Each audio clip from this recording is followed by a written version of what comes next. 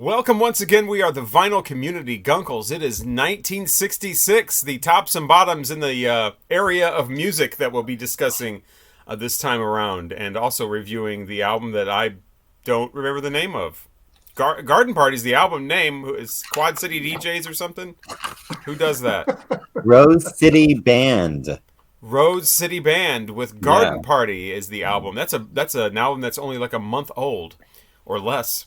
So we'll be 2 weeks. Yeah, 2 weeks old. So we'll be reviewing that coming up at the end of the show as well. So something from the present and something from way in the past from 1966. Let's get started. I'm Robert Fithen, along with Craig from Craig's Vinyl Plethora, Mike from Hub Tunes, and the man who spent all yesterday sitting on a fence trying to make $1 out of 99 cents, Richard from Calvin Wazoo. Couldn't do it. Nope.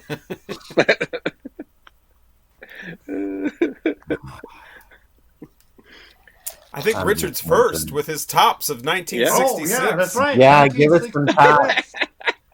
Oh, there we go. You know, it was one of those years, you know. So, yes, it was. So in 1966, I was 8 years old.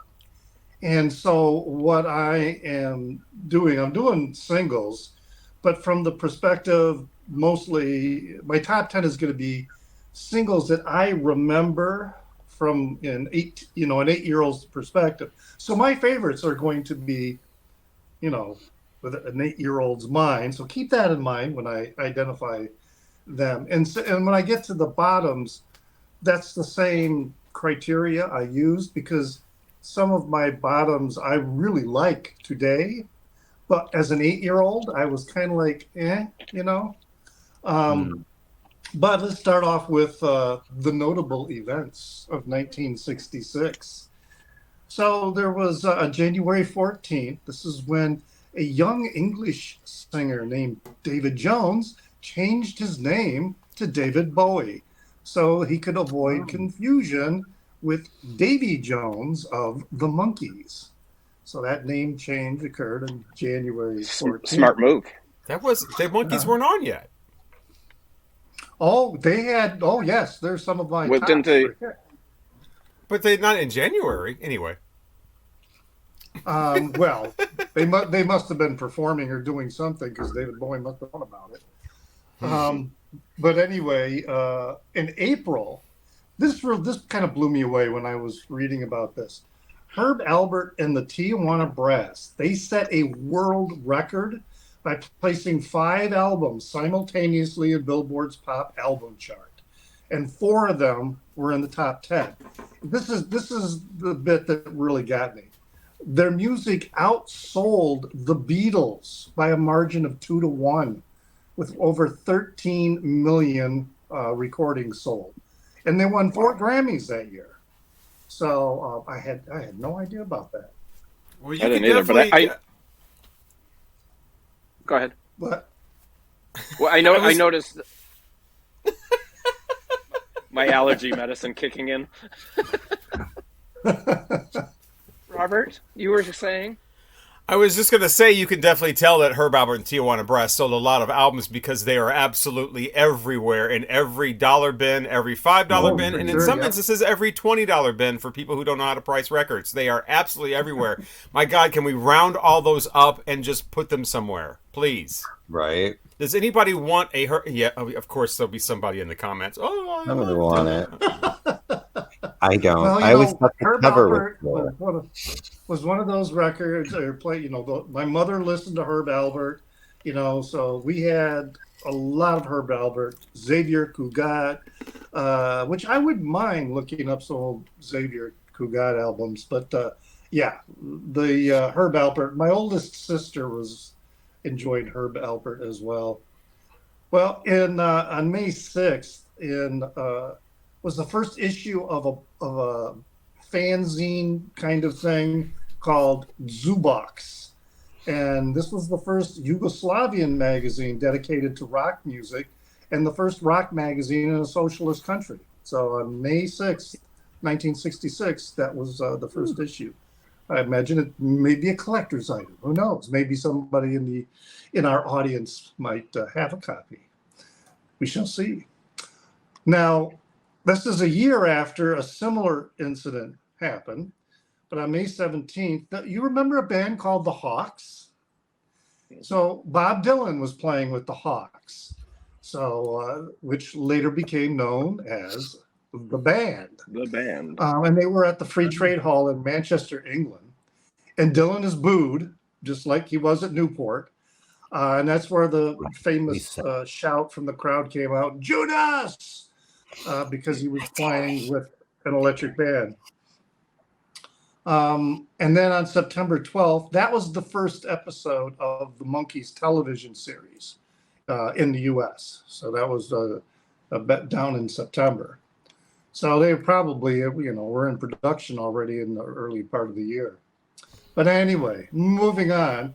Before I get into my singles, there is one album I want to talk about, and that's this one that was released in 1966, The Best of the Animals. And this is a really superb compilation if you get the right pressing. Because there were two pressings of this. And the original, that's the one you want to get. You want to get the OG that's on the Rainbow MGM label. Yeah. Because what happened is for a couple of the songs, the master tapes were lost or destroyed. So subsequent pressings, they needed to use different mixes. And they suck. And it's really bad. The later pressings are just really good. I'll have to see which one I have now that I didn't know this. This one is a hard one to find in playable condition because this was a record. A lot of greatest hits albums from that era, they were played all the time, over and over and over again. And this really is one of the better ones. But the way to tell if you've got the right one. The right one, they both have the same, similar front cover, although the photo on the other one is a little bit darker. The right one to have has the MGM logo. It's got the number here. And this is what the back looks like. All right, with the individual photos of the band members.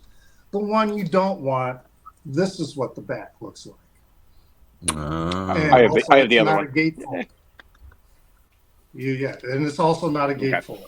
So, and these you can find and you can buy it on Amazon, but it's not the one you want. So, but what a great compilation! A lot of great songs on there. Animals were big in 1966. Yeah, they came out with these two albums as well. I was listening to these and I realized I don't really like the Animals. Oh, really? Yeah, no. Well, I really don't like Eric. I think the group is okay. I don't like Eric Burden's voice. Oh, I love him. Oh, really? Oh, wow. I think his voice is great. I think it's all about the organ. Yeah. His voice sounds very forced. Anyway. No, I do like his voice. Always liked it, especially when I first heard that record. So, for my singles, what I did is the honorable mentions are both singles that I remember from when I was 8 years old, but also ones that I know that I like, but I didn't hear until later. My top 10, though, are going to be singles that are strictly ones that I remember from when I was 8 years old. So there might be a couple in that list that you might go, huh? But it's an 8-year-old that liked these songs. All right, you got to keep that in mind. So with the honorable mentions, one of them that I remember from that time was Love and Spoonful, Summer in the City. Loved that song, heard it on the radio a lot. And Such then, a great of course, song. there was a lot of singles by the Beatles that some I remember and some I don't. So one of them was Rain, which I don't remember so much from that time, but it's one of my favorite songs. I just really love it. Very cool that you've got it on that. Ringo's best drumming. His drumming on that song is spectacular, and he's not a spectacular drummer. But man, he's a good drummer. He's not spectacular. him being a mediocre drummer is just way over the top to me. Absolutely. It's actually the B-side of Paperback Writer. There it is. Is it really? It is. Which Paperback Writer was the #1 single the week of my birthday. Another one of my favorite songs. But there was also What Goes On, one I loved very much. Nowhere Man. All my friends, everybody, we knew Nowhere Man, and Nowhere Man was also that kind of song that, I don't know, it just, made an 8-year-old think. Well, the beginning of the year was Rubber Soul, wasn't it? Was Rubber Soul in '66? And 65. Then the end of but the singles were all coming out probably in January. And then the end of the year was Revolver, which, I mean, Jesus. Two of the greatest albums ever. America, we also had in between those two, we had Yesterday and Today. Right, because Yellow Submarine was another big hit at that time. One I remember. And Day Tripper was the other one that I remember from that time. Love that song. It just that's Paperback Writer. I'm so confused. Then also the Monkees had the hit "I'm a Believer," which is one that I remember from. Saw your face. There you go. Written by Neil Diamond. Yep. Yes. And I don't know. I don't think I've ever heard Neil Diamond sing it, but I think I can say I like the Monkees better.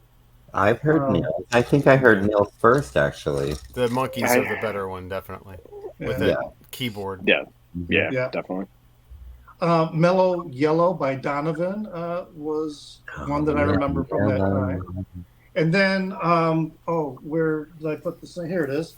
Walk Away, Renee by the Left Bank. Walk Away. I love that. Love that song. I don't remember it at the time. In fact, I can't picture in my mind ever hearing it at that time. But who knows? In Michigan, maybe it just never played on Michigan radio stations. I don't know. But what a wonderful I learned from Richard that they are not from England. I thought they were from England for my entire life. From literally the Left Bank. They're from Brooklyn. Wow. Ridiculous. Ridiculous.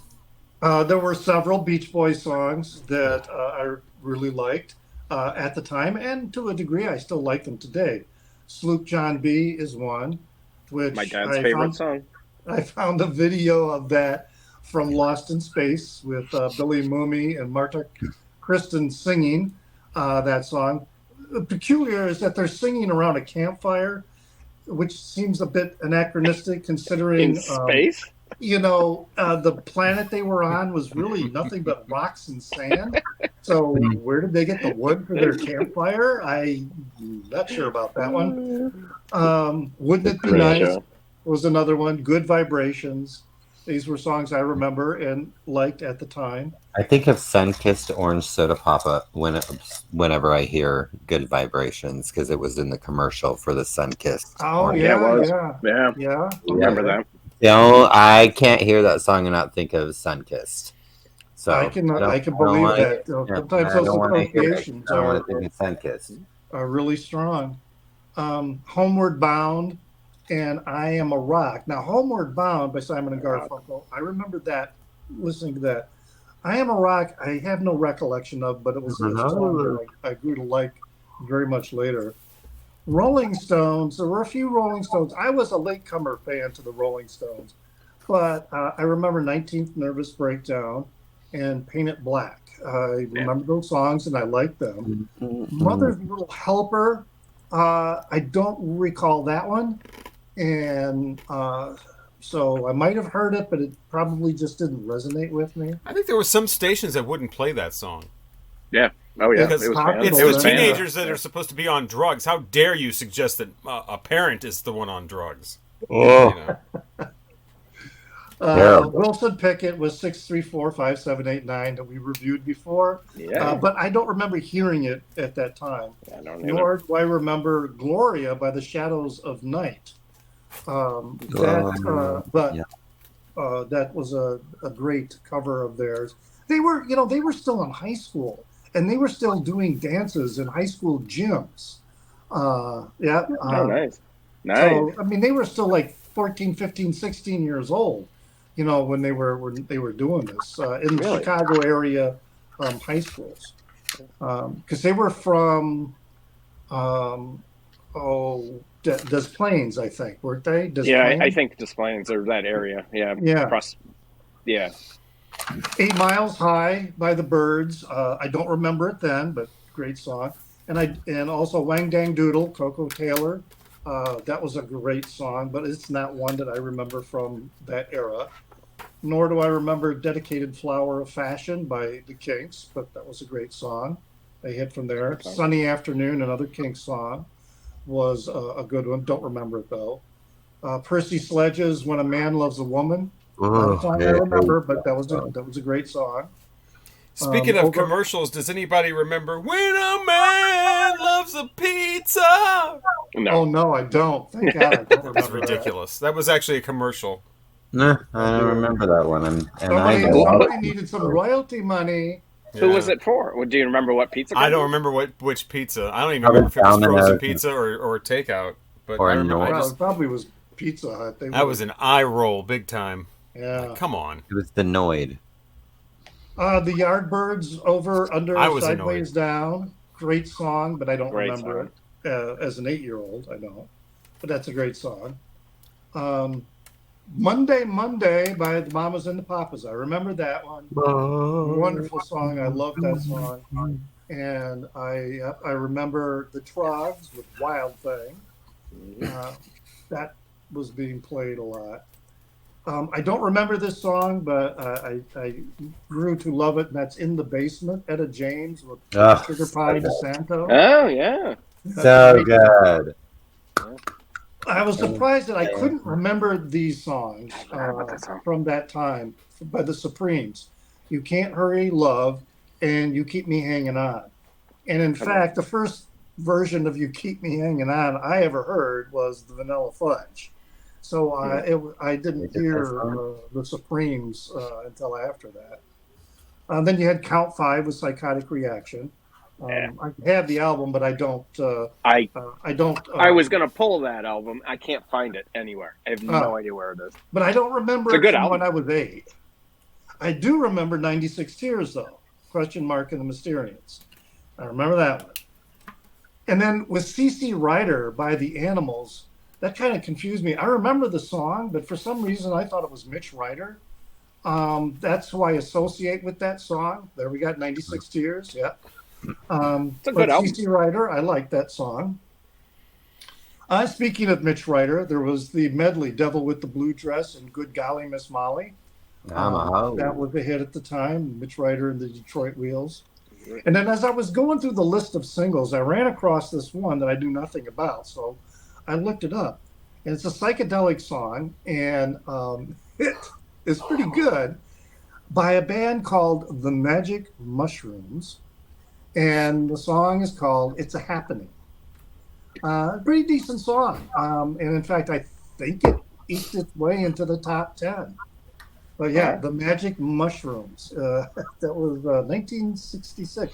Of course, at that time, hallucinogens were legal. They had not been made illegal at that time. All right, so then my top 10. Now you got to remember. Top 10. We're ready. These are from an 8-year-old. 8-year-old. 8-year-old Richard. 8-year-old Richard. We're going to need 8-year-old Richard. We got it. We got it. We got Richard. Number 10 is Winchester Cathedral, the new vaudeville band. You are a weird 8-year-old. I love that song. Number 9 by The Association, Cherish. Really like that song. That one? Yes. And to describe. I was so surprised by the number 8 song. Nancy Sinatra, These Boots Were Made for Walking. That's just what they'll do. One of my siblings had the 45 too, the single. So I was listening to that, and I just love the way it did that. That walk down that go through.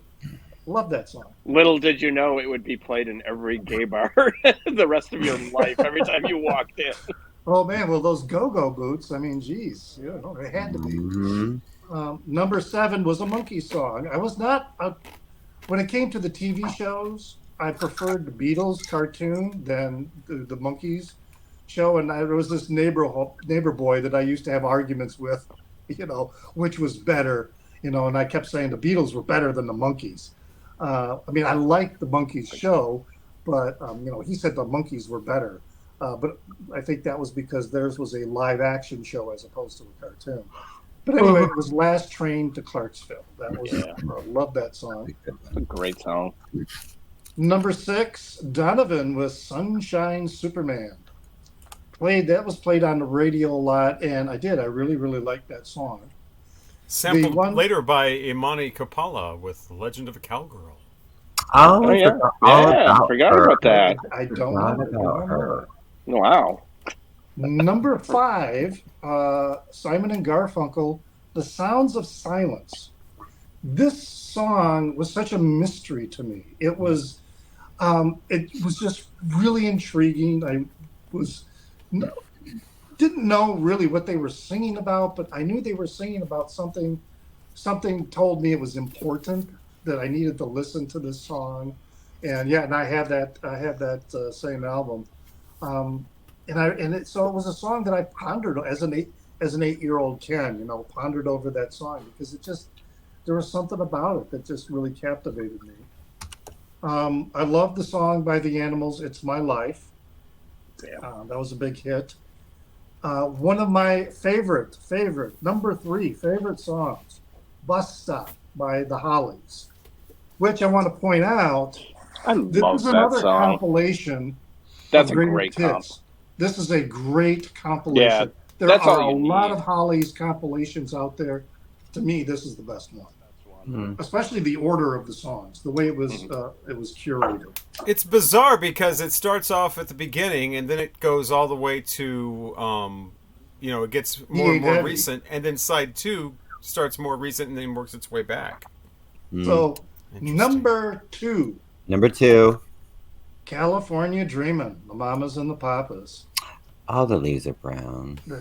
That was such again, it was a song that I could relate to growing up in Michigan with the fall and winter coming. And then they singing about this mysterious place, California, that I'd never known anything about. But the number one song for this 8-year-old at that time was Eleanor Rigby. That was another song that just really captivated me, and just and then the repetition about all the lonely people. It just, I don't know, the song. My favorite Beatles album by far, Revolver. But that song I don't know. There was something about it that almost bewitched me. It just was a song that made me think a lot. Especially talking about the priest, because at 8 years old, I knew the Catholic doctrine, back and forth, because I'd been going to Catholic school.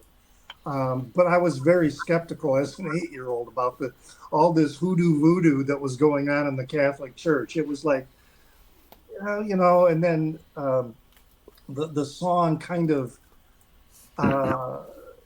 connected, some of my skepticism with the loneliness of the priest and all the lonely people that surrounded him. So yes, Eleanor Rigby, number 1 single for me when I was an 8-year-old. Have you ever heard the cover of "Sound of Silence" by Disturbed? Yes. I know nothing about this. I know nothing about Disturbed. That is unbelievable. His vocals on that. I actually bought a Disturbed album just to have that. It's unreal. I think it's spectacular. I think that is unbelievable. I don't believe that. I ain't gonna judge you, Boo Boo. Mike's down with the sickness. No, he is down. I have heard that. I got the hybophobia. It's really good. Listen to it again. His vocals on there. I don't know who that is. I'm sure we'll get comments. Darren Drayman. Probably not what I was thinking. Yeah. I love that. So I guess it's my turn. Mine are albums, and now they're all out of order. So these, because I've been pulling all of them. So yeah, these are out of order. But let's just talk about the Monkees. Obviously, a huge debut from them. This is one of the first albums I ever had. Was their debut. Fun stuff all the way through. Features, of course, the theme from the Monkees and The Last Train to Clarksville, and then just a lot of great album tracks. But the thing about the Monkees is you knew their album tracks because a lot of them were on their TV show, so you would hear them even if you didn't have the album.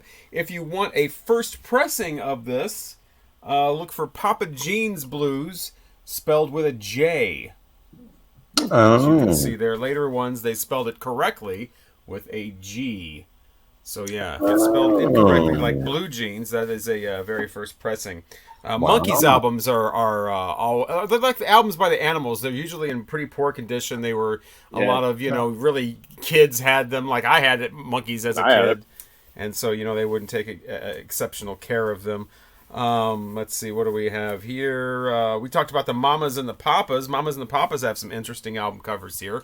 The very first iteration of this one, you could see a toilet there, and they had to cover that with toilet.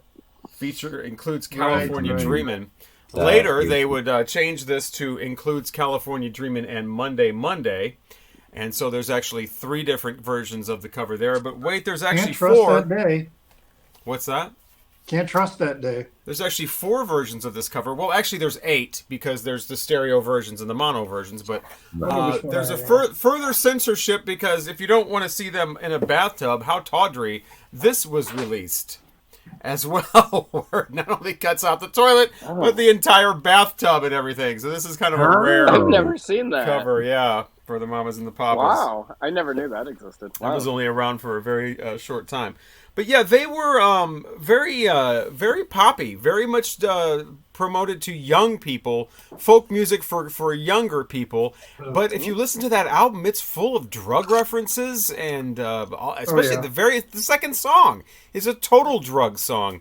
And so that album was the Mamas and the Papas, of course, ridiculed by Peter, Paul, and Mary of all groups in that horrible I dig rock and roll music. Small Faces had their debut here. This is in 1966. This kind of gets overlooked, but I would put this right up there with the Kinks debut and the Who debut. It's very similar, some blues stuff, the blues rock kind of stuff coming with the Mods of England. It's interesting because this has a song on here called You Need Love. Which later Led Zeppelin wrote later somehow. Small Faces did it first, but Led Zeppelin wrote it and called it A Whole Lot of Love. Of course, it's a Willie Dixon song, and neither Led Zeppelin credited them, and sadly, neither did they. You Need Love is credited to the members of the Small Faces, but that's a pretty cool album. That's got some nice stuff on there. That's a really good record. What's my favorite on here? It's Too Late. It's the highlight for me on the Small Faces debut. If I'm going to do some shameless self-promotion, Bob Cuban and the Inman from St. Louis, and Look Out for the Cheater. Does anybody know that song? Look out for the cheater! Da, da, da, da, da. It's a big song in St. Louis. I think it went to number 12 nationwide. But dude should have looked out for the cheater because the cheater killed him. Later in the 80s as part of a double murder. This guy was cheating with his wife, and he was in the way. Well, this is a model, but the guy's name is Walter Scott, that actually is the singer for this, and he was killed. And you can hear all about that in my upcoming video, 5 Intriguing Albums from 1966. Oh, I'm looking forward to it. Double murder in my upcoming video. Of course, we already talked about this one, the exciting Wilson Pickett. No need to visit that, but it's very exciting. Very exciting. Young Rascals doing 2 covers on their debut, which I find a little bit underwhelming. I mean, I know they're very young, they're kids, and it's really incredible that they were very talented, but it seems like it's a whole lot of covers. And their version of Mustang Sally just drags and drags. The Blues Magoos and Psychedelic Lollipop. Yeah. Ooh, yeah. This is one of the first albums to feature psychedelic on the very front there. There was also a band called The Deep that had psychedelic moods, and that was just way, way out. But what a way out album that is. Also another way out album, The Seeds and the Web of Sound. The Seeds released actually 2 albums, that one and their debut.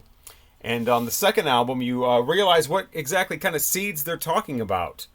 And it's amazing that all of these... I did a deep dive for 1965 about a year and a half ago to prepare myself for my New Year's Eve video, where I did this whole video where I was counting down the best albums in 1965. I made it look like an old TV show and all that. And so I spent 2.5 months... I spent 2.5 months listening to nothing but albums from 1965. I listened to about 100 of them. And there wasn't... I don't remember a single drug reference. 1966... It's everywhere, and it's amazing that there's songs like Trip Maker, literally about a guy who produces acid, and Simon and Garfunkel in the Sounds of Silence album, wherever that went, talking about pot sellers and meth drinkers and all that, completely uncensored. And yet poor Jefferson Airplane, all they do is say the word trips, and their album has to be pulled and that song removed and completely repressed. I guess they didn't notice that this is a whole postage stamp here.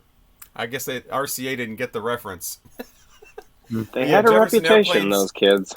Yeah, their debut came out this year. No Grace Slick yet. It's a good record. Whatever her name is. Signe, is that how you say her name? Yeah, what was her name? Anderson's her last name. Yeah, but, Anderson. But you hear her and you understand why Grace Slick came in and... Yeah, I'm not a... She had this voice like she was trying to belt out the blues! Honey, come on. Fresh Cream's debut album came out this year. Of course, this followed Eric Clapton and the Blues Breakers, which a lot of people love that... What in the hell is going on with this computer? A lot of people love this. I think it's okay. It's definitely got some hard guitar in it for 1966, but this is... Yeah, I have that record, but you're right, it's okay. This is the real deal, Fresh Cream. Oh, I like it, but it's... I loved it when I was a kid. It doesn't really... It's fine. Yeah. It's whatever. Favorite Bob Dylan, well, one of my favorite Bob Dylan's a favorite Bob Dylan era.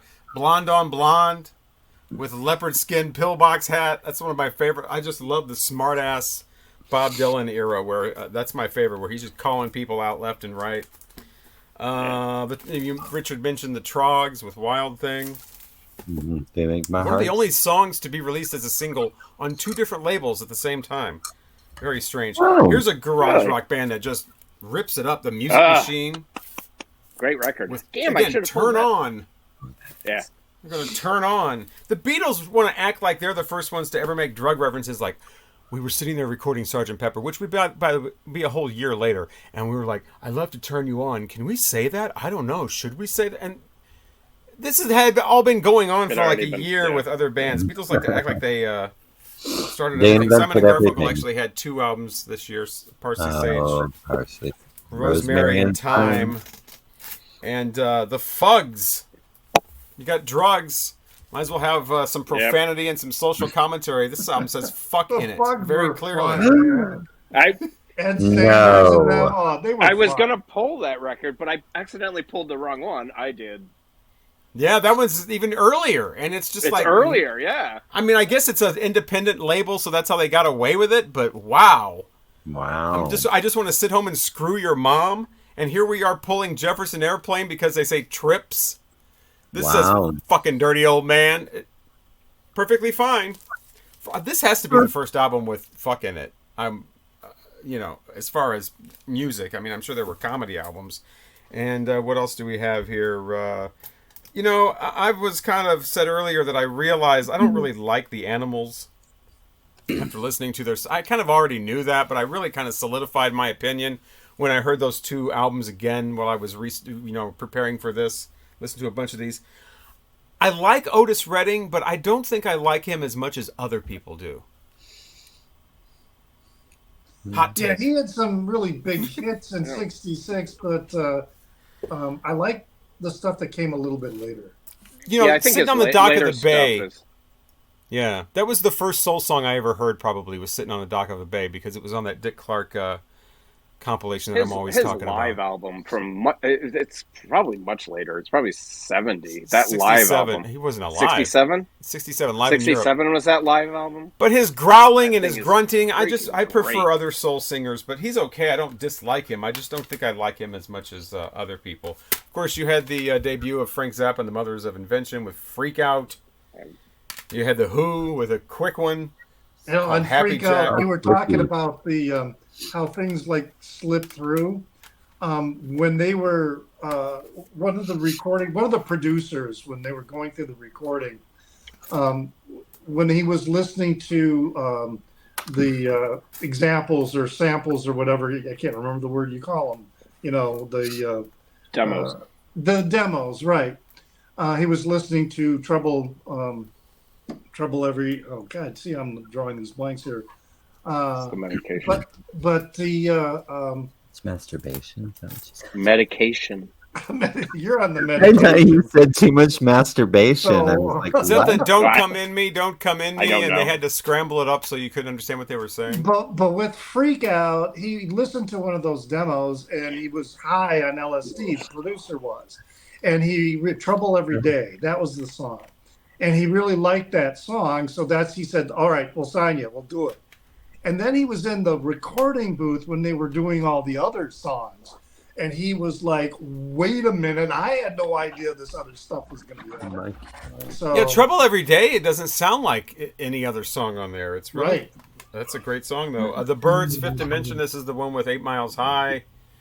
They kind of go a little psychedelic there as well. The Yardbirds, Over, Under, Sideways, Down is some of these songs in the U.S. and England. It was called Roger the Engineer.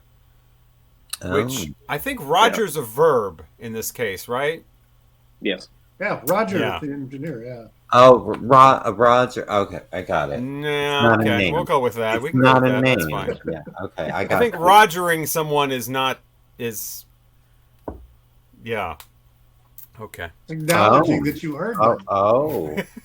Yeah, that's sure. We'll go with Roger over and out. That's what they were talking about. Yeah, sure. But it could have been Roger the engineer, who he might have been a chemist. But Roger's not the name of their engineer. That's the giveaway there. And of course, you had the Beatles with Yesterday and Today. Later, Trunk cover, and then of course, Revolver was the one. And if you want to get what is widely known as the best pressing of this, it's on this German pressing. You want the second, or maybe it's the third German. You want the Apple German pressing, from 1973. A whole lot of true, rich sound, very much of a bass kind of thing going on there. And it doesn't just sound like they turned up the bass. It sounds very natural, and it's an incredible sounding copy of Revolver. So those are my tops of 1966. I think Paul McCartney's bass on Revolver is probably some of the best he's ever done. It's and really good. That pressing, that German one, really brings it out. And also on like Paperback Writer, which we were talking about earlier. I mean, his bass work on there, really, really good. They wanted to turn it down on Paperback Writer because they were afraid it would move the stylus, make the stylus jump off the record. It's perfect. I love it. But I didn't do any country on purpose because there was all kinds of great country, and I figured I would go on too long. Like Johnny Paycheck and Merle Haggard had a great country album, and Waylon Jennings and some good country. Loretta Lynn and Dolly Parton, and So Craig is next with more singles. It's me with more singles. So we're ready to mingle. Yeah, I got some honorable mentions, and then I've got my top 10. So I shall just start, okay, y'all? You shall. Okay, so honorable mentions: Nancy Sinatra with "How Does That Grab You, Darling?" Oh, how does it mess you? He think he's a real cool cat. He's not a cool cat. He's scuzz. Okay, Dusty Springfield with "You Don't Have to Say You Love Me, Just Be Close." And of course, I got to mention this. This was her first real single, and I think. And then it was in the top 24, I think is where it hit. Dolly, Dumb Blonde, because this Dumb Blonde ain't nobody's fool. Then Keeping It Country, Loretta Lynn with You Ain't Woman Enough to Take My Man. Velvet Underground and Nico with Femme Fatale. Then The Circle, because it's Crykle, The Circle, with Red Rubber Ball. My red rubber ball. I like that song. And then Mamas and the Papas with Monday. So those are my honorable mentions. At number 10, it's fucking brilliant. And it's been covered by everybody and their grandma. But James Brown with It's a Man's World. So good. So I actually do playlists of all the songs that I put. Once I decide what they are, then I do a playlist and then I listen to them all week along with the album.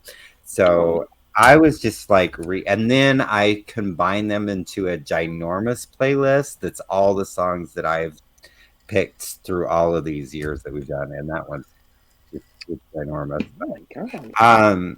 Yeah, it's just, I don't know. His vocals on that are just, I don't know. Maybe I may not be hugely familiar with James Brown, but I don't know that he ever sounded as well as he did on that track.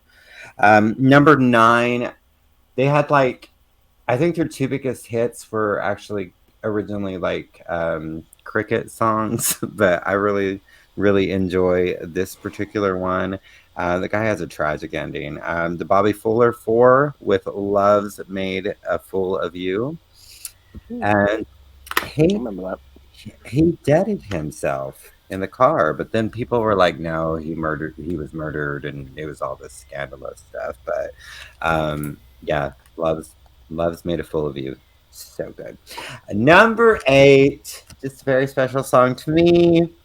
Oh, Sweet Pea, won't you dance with me? Oh, Sweet Pea. Tommy Rowe, so good. My friend Christy and I would, way back in the day, there was this night radio show. Her name was Delilah. And you could call her and she would play songs. Craig. Yeah, our light rock station in Springfield ran that. Delilah, love someone tonight. But we could actually call Delilah. So, I mean, we would call, because we would work, like, I worked graveyard, she worked 3 to 11. So we would call Delilah to play certain songs. And she would always call Delilah while I was working so I could hear Sweet Pea, because she calls me Sweet Pea. So did Delilah ever play Sweet Pea? Yeah, she totally played Sweet Pea. Like twice. Not very often, but like twice.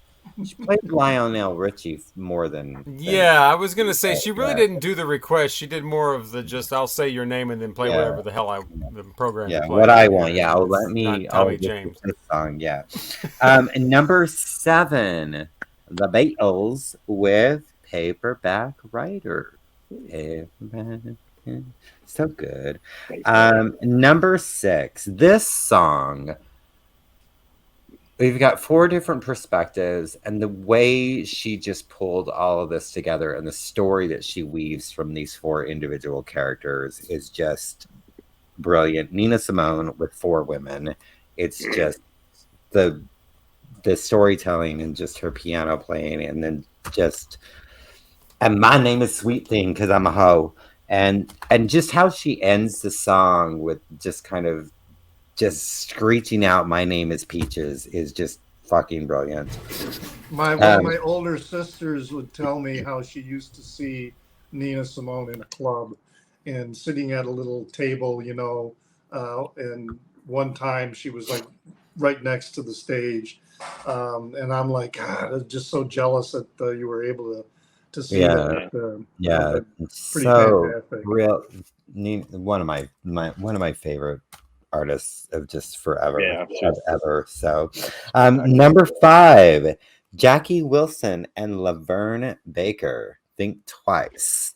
So good. And I just recently learned, I love that song so much. I just recently learned that there is a X-rated version of Think Twice. And I was not expecting, because you think of like Laverne Baker, you think like Tweedledee, and then, Jackie Wilson with whatever that hell that song, I can't remember the name of it right now. Lonely Your Teardrop. love is lifting me higher. Well, yeah, and then Lonely Teardrops. That's what I think of. So they're freaking like it starts out. Laverne Baker is like, you better think twice because before you call me a dirty whore, don't fuck with me. Then she's calling him a dirty bastard. She's talking about him like an ice cream. Oh no, you don't like ice cream. You like my pussy. I'm like, what? This is not what that other. If you've ever heard that song, it's no. And then she's like, I'm a big old cunt. I'm like, what? What? Sounds more like Josephine Baker. I never heard this ever. And she's like, you like ice cream, you like my pussy, you like and then the flea, he got fleas, he's got funky lice. Oh, he's a dirty bastard. He's a dirty ass bitch. Wasn't Jackie Wilson kind of a dirty ass bitch? Yeah, I'm sure. I don't think he was exactly the most savory person. No, but I mean, I could be wrong. I don't know. I was not. I'm thinking of my Tweedledee Laverne Baker. I love that. I love my Laverne Baker. It's such a great song. Okay, number 4, of course, Wilson Pickett with Mustang Sally. Ride, Sally, Ride. Y'all knew it was going to be on the list somewhere. Ooh. Number 3. So tragic, like that nobody people. This has been a lot of gin. Nobody people. Nope, because it's been a gin kind of week. Nobody people. Really, like, I think Fithin might know. Mabel John, who was on Stax Records, she had like 2 singles and maybe did some collaboration. Yeah, her name's Mabel and she's able. Yes. Your Good Thing is about to end. Yeah. So it's so good. Be careful, that gin can make you sin. Oh, it is so good. Number 2, one of the people that likes him so very much, and you cannot get it Fithin, but yes, of course my number 2 is Otis Redding with Try a Little Tenderness, because that man, he sings and I'm having orgasms all over the place. So there's something about Otis Redding and his voice and how he fucking ends that Insert song. an Otis Redding song here, Robert. Yeah, oh my God, the people at Stax Records believe that if Otis Redding would have lived, he would have outperformed, he would have outshone James Brown. He would have been bigger than James Brown. They're so different. Man, that's hard, but they're so maybe. He was on his way because after that, I didn't say I didn't like Otis Redding. I just said I didn't like him as much as other people. As much as other people do, and I wasn't. Sorry, I get that. I think Robert's right. I mean, I don't like him as much as a lot of people do. And that's okay. There is just something, and it's a great song. Obviously, the song that really gets me did not come out this year, but that's "Cigarettes and Coffee," and that song, all over the floor. I'm like, watch out. Yeah, it's Get It. Yes, ma'am. Thank you, sir. Otis Redding. Sing to me every minute, every moment, every day. I want to hear it all night long. As if you are Lionel Richie. All right, my number 1 of 1966. Oh God, I thought that was it. I heard that my dad had a CD that he sold at the Radio Shack, and the song was on there, and it was a compilation of 60 songs, and I heard it, and it was funky, and it was fresh, and it was nothing I'd heard. I was probably like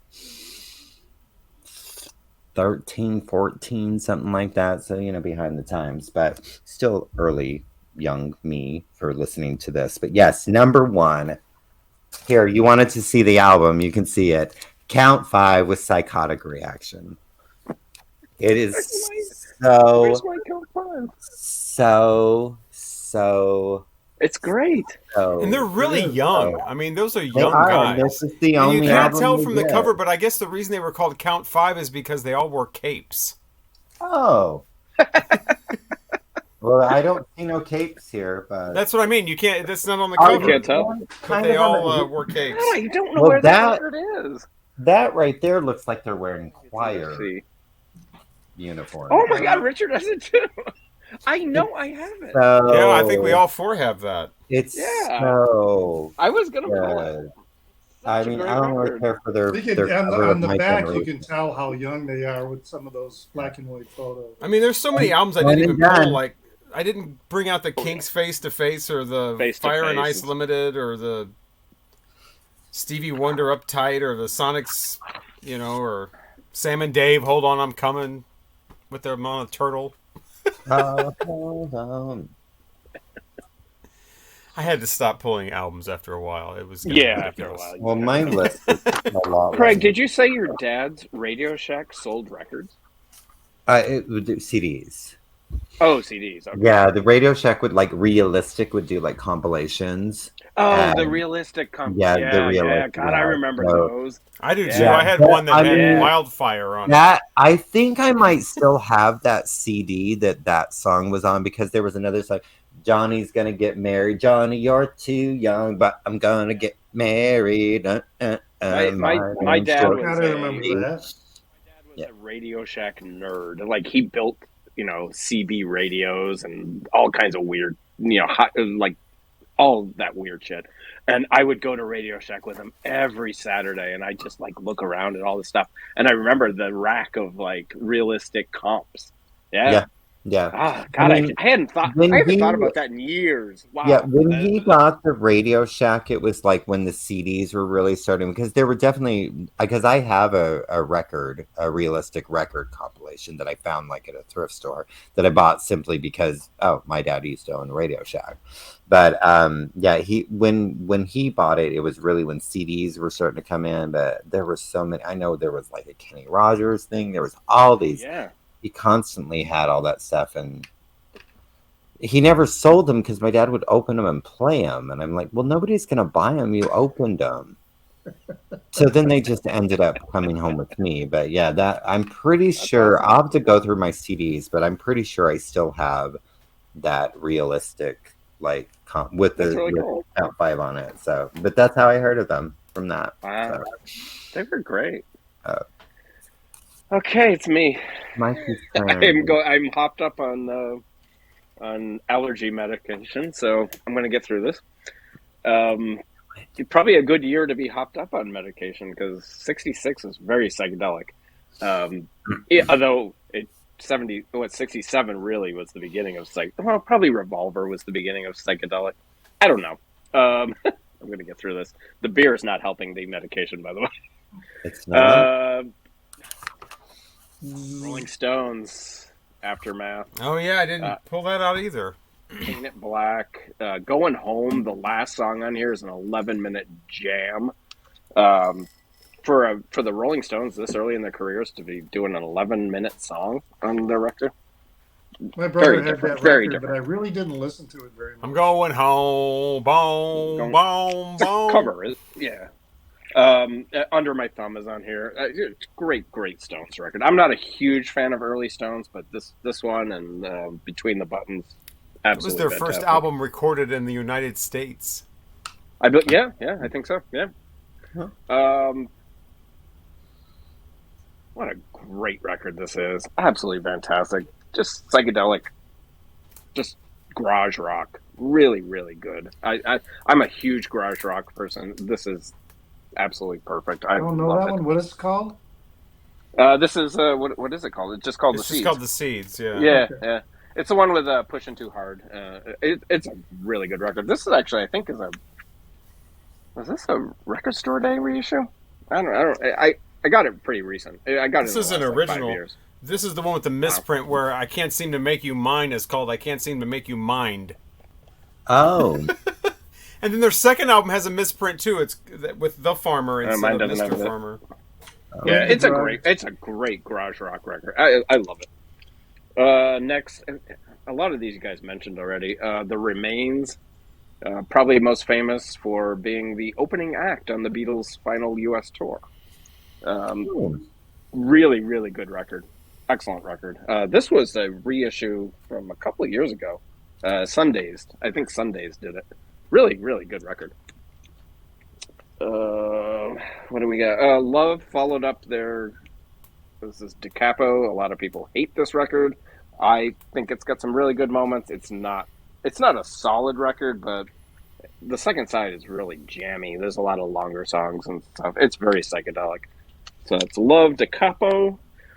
Robert showed Blues Magoos. This is a fun record. This is a really good record. I love this. This is an OG from years ago. Lollipop. Yeah, the originals like that. There's a manufacturing error, and some of the mono ones are actually in stereo, I think, or maybe it's the other way around. But this one is... I don't know what this is. Oh, this is mono. Yeah, it might actually be in stereo. Oh, I'll check it out. It's a mismanufactured. Huh. And I can't believe you guys didn't mention this record. So now I'm beginning to question myself if this came out this year. Well, I had to leave some for you. Oh, yeah, I'm not into that whole... Yeah, no. I personally don't understand the hype for this record because their second one is much, much better. Easter Everywhere. Easter Everywhere is their second album, and I think it blows away this one. But this is the one that everyone loves. Everyone loves this record.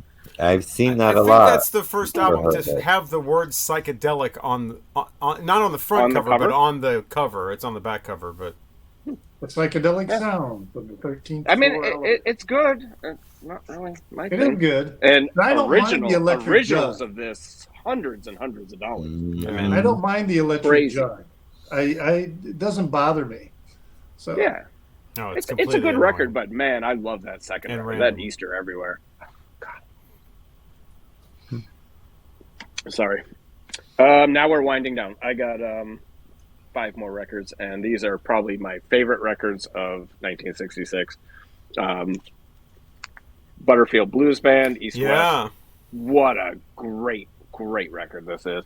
This is a Speaker's Corner reissue, and it sounds unreal. I mean, this thing is absolutely fantastic. You put this on, it's the sound quality of this is great. Walkin' Blues is on here. This is a great record. And that's got a 13-minute long song on it as the final song too, right? Yeah, it is East West. Right? Title track. Yeah, I like that one better than their debut. I like that one better. Yeah, no, this is their best. Yeah, I like the debut, but this thing, man. I remember when I bought this. I bought this when I was in college in '88, and one of my roommates played it for me, and I was like, "What?"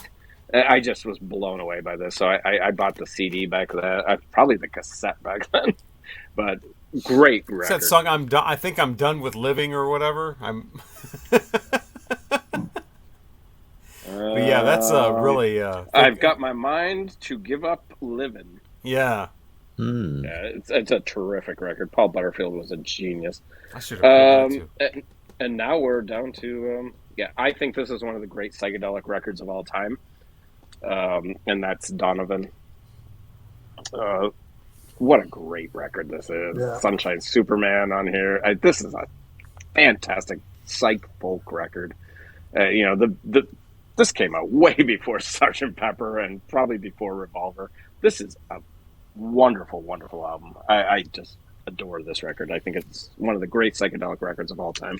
That's what I was saying. When you really start to delve in and look at the history with the dates and everything, there was a lot of psychedelic stuff going on before Revolver and definitely Sgt. Pepper. In the history of things, growing up, I was led to believe that the Beatles just started everything. Nobody did anything before the Beatles did it. And that's really not true.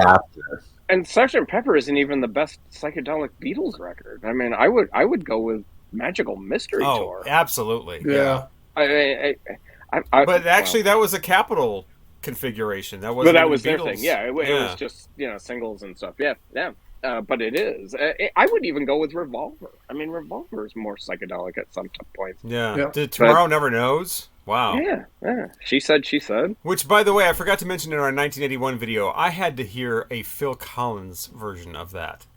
Ooh. He does Tomorrow Never Knows. It's on Face his Value solo debut. Yeah. Yeah. Ridiculous. Horrible, but it's not good. Horrible. It just. I'm glad I've never heard it. You should. Yeah, you don't want to hear that. No, yeah, it closes out the don't. album. I Please think don't it's the give me last that song on the as album. homework. Okay, I love this. Another one of the great psychedelic records of all time, and it doesn't get billed as that. It's my favorite Byrds album, and it's Fifth Dimension. Yeah. I love this. 8 Miles High is one of the greatest singles ever recorded. It is such a great song. Put that song on. Go home and play it right now. It is unreal. I love that song. This is a great record. It's also got Fifth Dimension. Mr. Spaceman is on here. I mean, it's just Captain Soul. And I love the way that Byrds 8 record. Miles High is a psychedelic song, but it's really not about drugs or being on a trip. It's about being on an airplane. Yeah. And going to England where signs in the streets, are because of they were no signs. They were kind of blown away from the fact that they went to England and there were no street signs anywhere. The street signs are on the sides of buildings. Yeah. And that's what that's in reference to. Yeah, it's a terrific record. I mean, I'm a huge Byrds fan. I love all their stuff actually, but this is my favorite Byrds record. I had to look this up just to confirm that it was released in '66, and it was, and it's one of my favorite albums of all time. And people give me shit about this. I think we might have even talked about this on the Guncles. But this is Paul Revere and the Raiders. Spirit of '67 was released in '66. Very end of '66. This is a hot fucking record, you guys. I love this record. People, and they're goofy. Look at their outfits. Come on. There was a song they're stupid. My siblings had the 45. I can't remember what it is. What was their hit? Probably Good Thing. I can't remember. That guitar riff for Good Thing, which was just made a boost in popularity because it was in the Quentin Tarantino movie. Lost in Hollywood. What was it called? I don't remember the name of the movie. But they were one of the bands that came out with 2 albums. And they had 2 there was a lot of people. This is the other one, the Midnight Ride. It's not good at all. No, I see. Good. I don't like that. I don't like that. It's just kind of there. I haven't heard the one you have though. Oh, this is terrific. This has Louise. It's got Our Candidate, which was a pretty big hit in our community. Oh, to Be a Man. This is a really, really good record. This one is the one with Kicks on it, which is already an anti-drug. They're already doing anti-drug songs. They're doing anti-drug songs. In 1966, so drugs are obviously a thing. That's why nobody liked them. Look at these. No, I'm just saying that the drugs have gone so far that there's already anti-drug songs. And it's like, it's 19... I always thought of 1967 as the beginning of all that, but it's really 1966. Big time. Big time. This is probably... I got 2 more. What an incredible album. Blonde on Blonde, Bob Dylan. The Mo-Fi That took me a long time to get to cozy up to that album. There was something about it but yeah, it's not my favorite, but it is like my number 2, maybe number 3. I'm still trying to get there.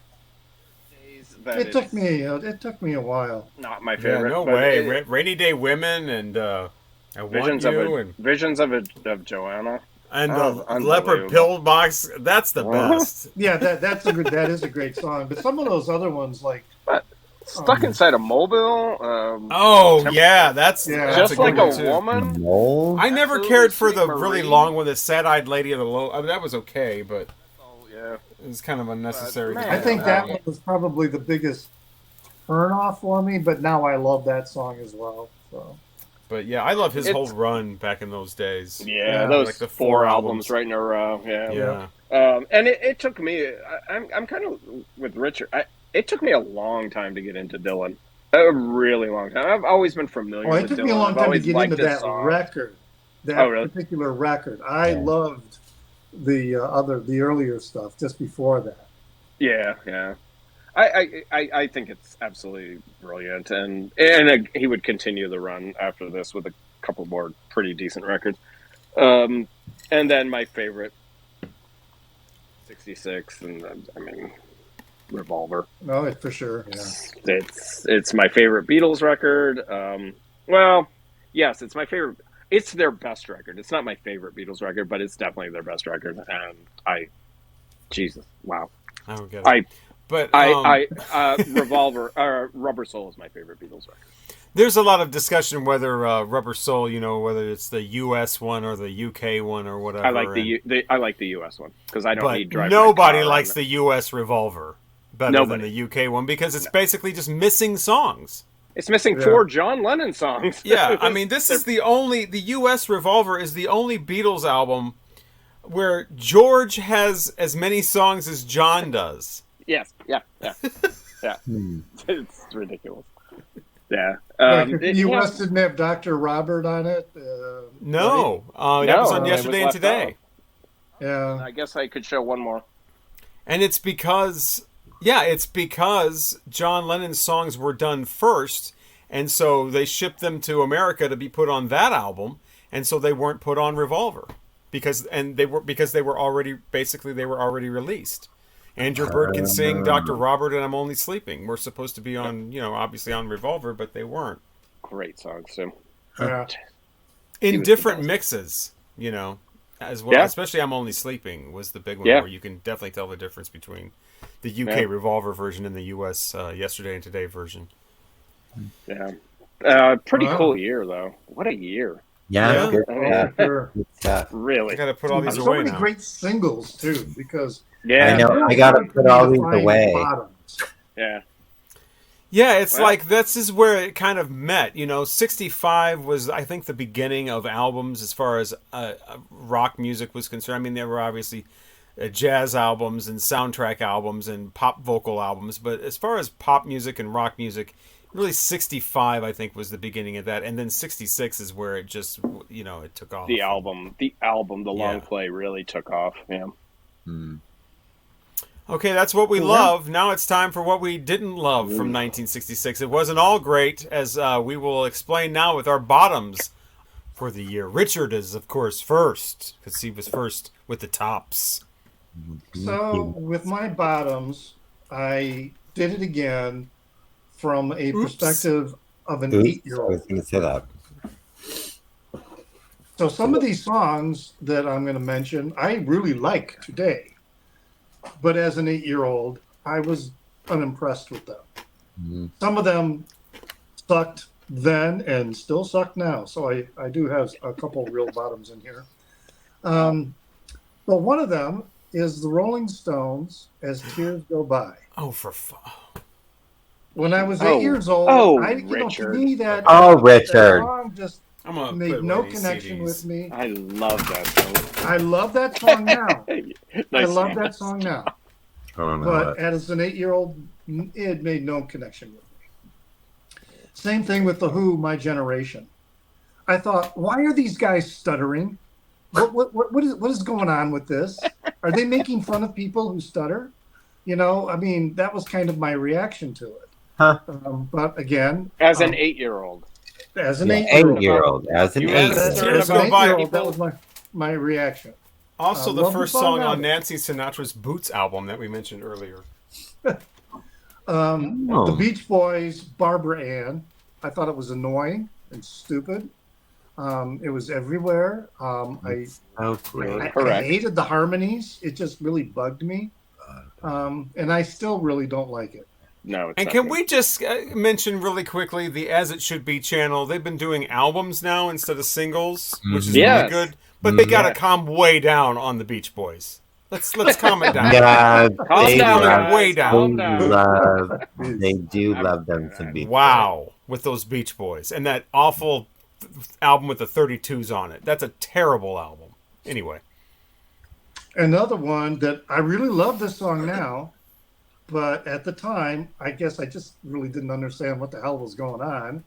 And that was Rainy Day Woman, Bob Dylan. Yeah. I'm like, what's going on? What's going on now, must get stoned. It was like, I thought it was kind of stupid. But then, I really like the song now. Now, these next songs, well, there's one more that I kind of like now. But I didn't understand why everybody was so infatuated with it, and that was Wipeout by the Safaris. I mean, every other, it was the boys. It was always the boys, in school would be playing that drum beat on their desk with their hands, you know. Everybody was doing that. Right. And I'm like, I was doing what is that. the deal with this song? I mean, I just didn't get it. That's 1963. I was doing that, but But I it was heard a that. big hit in 1966.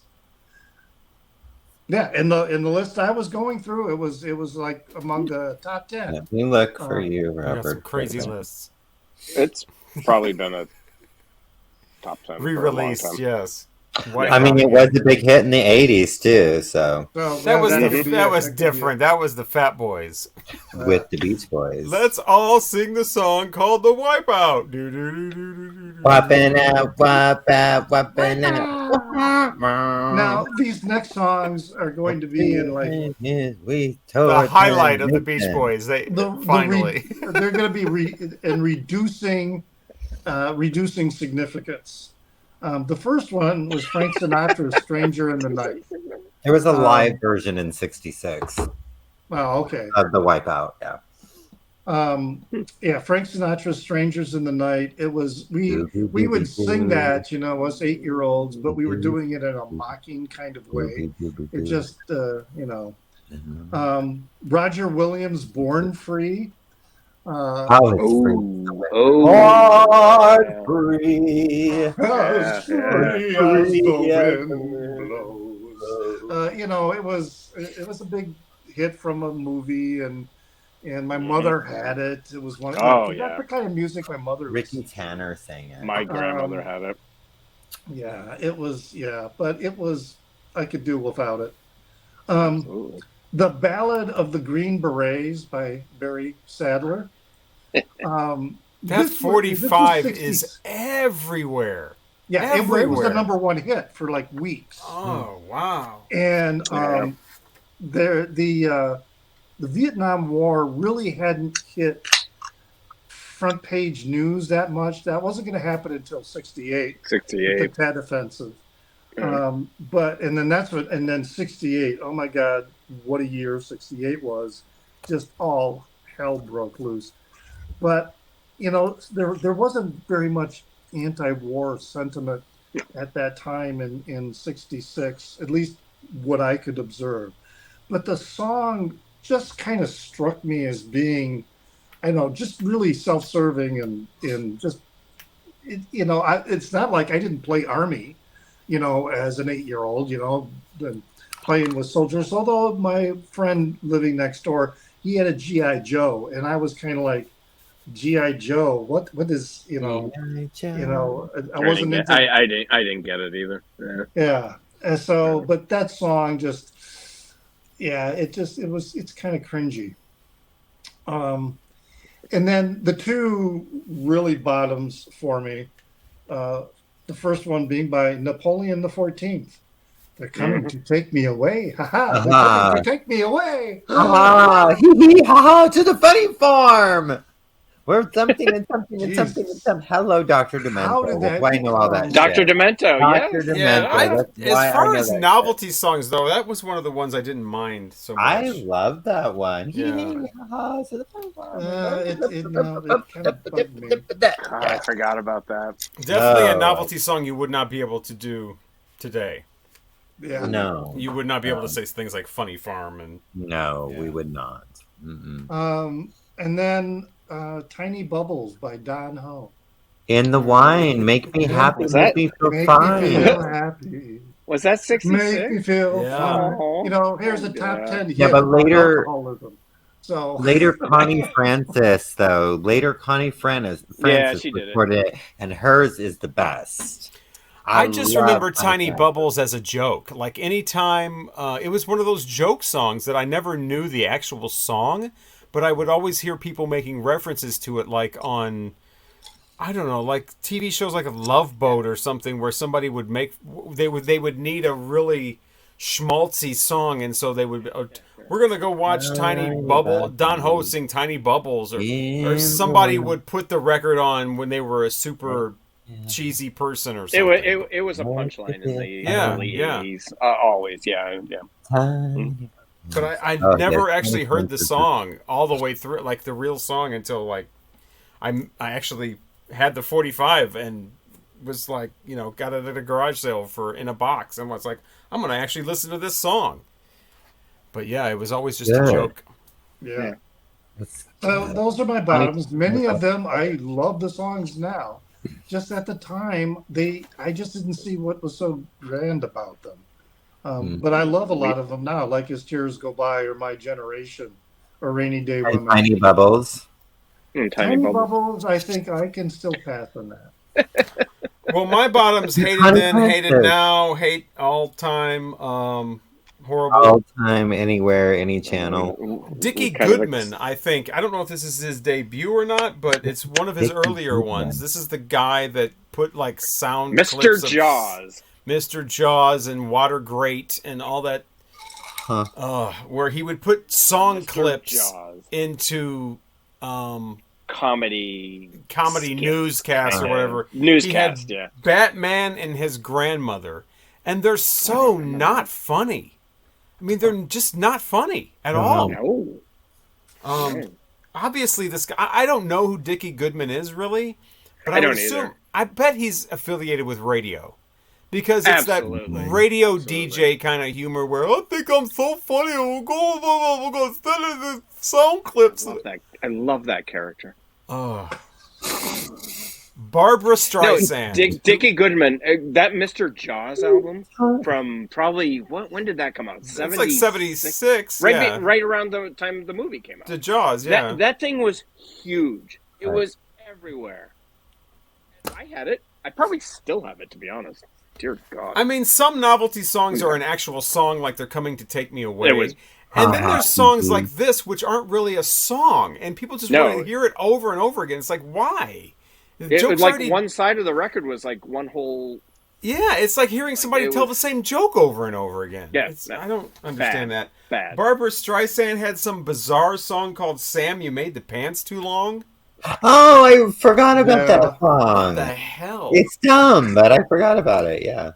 She's dumb. Yeah, she's ridiculous. She's got to stop. She should have stopped, like, right after she started. Let's see. You have to give your toaster back on that. The Beach Boys' Sloop John B. is on my list. My dad's favorite song. By the way, I have a running joke on my channel about how completely over-the-top, overrated Pet Sounds by the Beach Boys is. You do. Yeah, we know. And I've already explained all of that several times about. I've investigated and I stand by everything. But if you're a big fan of Pet Sounds, which I'm shocked has not been mentioned yet, you probably want to get this version from the early 70s. It's a much better sounding version than the actual original Capitol version, which was at the time just another Capitol album. They just pressed it. It was another Capitol thing. But a lot of care was put into this, and it's on the Beach Boys' own label, Brother, and it's supposed to sound much better. So if you're a real fan of Pet Sounds, you want to get the brown one. I just like that there's... Plus the brown color kind of goes better with the music. Is that the Mike Love version? like brown acid? Like shit. But it's not shit. I don't hate this album. I just think it's way overrated. Yes. No, this is. I agree on that, but I like many of the songs on it. This is. I like some of the singles. I like the Goat. Wouldn't it be nice? It has my favorite Beach Boys song. And I like Sloop John B. Oh, that's horrible. I wanna go home. Right, it makes the war sound sing-songish. It's offensive. It's so bad. I wasn't made for these times. Hey, Lou Christie's making an appearance again with... love Lou Christie. Rhapsody in the Rain. Remember that. There's speaking of novelty songs, there was some bizarre thing from Dr. Wolf's Medicine Show and Junk Band, who I believe is actually Norman Greenbaum. Oh. The guy that did Spirit in the Sky. Spirit in the Sky. Yeah. They had a song called The Eggplant That Ate Chicago. Oh, I adore it. There it is. There's that's the funny part, is the title. The whole song is just stupid. It's not funny at all. It's a title, and they wrote a song around it. It's basically this eggplant eats Chicago, and oh no, it's going to eat Chicago. Because Chicago's so tasty. Movie. Like an upside down ice cream cone with the teeth at the bottom. Yeah, it's basically Attack of the Killer Tomatoes in a song form. It's really not funny at all. It's pretty stupid. The Four Seasons released an anonymous song, or their record label did anyway, under I Wonder Who, the Wonder Who, question mark. Oh, Wonder Who. Who could it be? Who is What's it? the song that they didn't want to release under the Four Seasons? On the Good Ship Lollipop. For real? Yeah.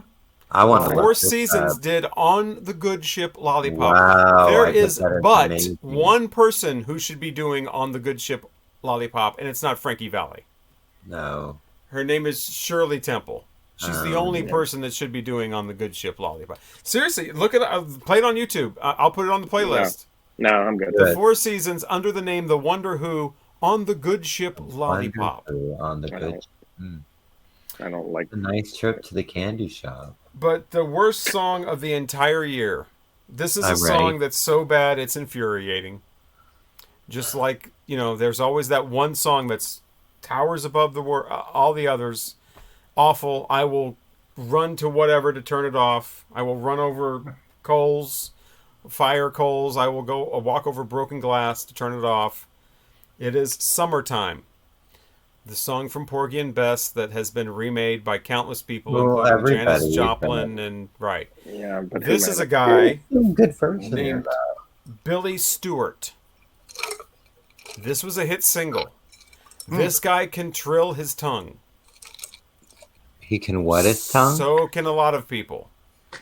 Oh. Yeah. Right. A lot of people can do that. This guy is really, really impressed with himself that he can do this. As a matter of fact, that's the first thing you hear is him doing that.